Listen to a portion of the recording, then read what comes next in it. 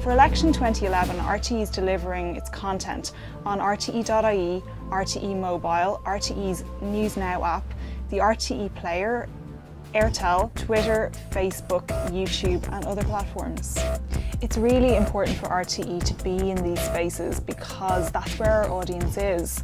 You know, we need to, RTÉ.ie reacts to where the audience is looking for that information. And right now, Twitter and Facebook and YouTube, they're all ways that people are consuming material about this election.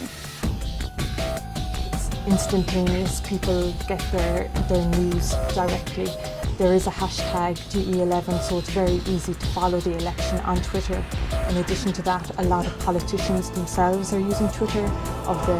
Of the over 560 candidates, about 250 of them currently have a Twitter account. We're constantly watching the wires and our copy files to see if there's anything coming in. It also means that people at 11:05 on Twitter aren't waiting until 7 o'clock the next morning for an update. They get updates throughout the night.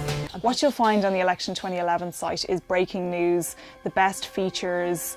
You also get a constituency map there where you can find out, you know, who's running in your area and what the most pressing issues are in your constituency. You can research everything you need to research before you go out and vote on the 25th of February. The map will be available across every platform. It uses sort of cross-browser technology, so it will be available to iPads, iPhones, as well as kind of traditional desktop PCs, Windows and Apple operating systems. So it's a true cross-platform map. The homepage this year, you'll notice, is actually new. It's newly designed and it's quite exciting to work on.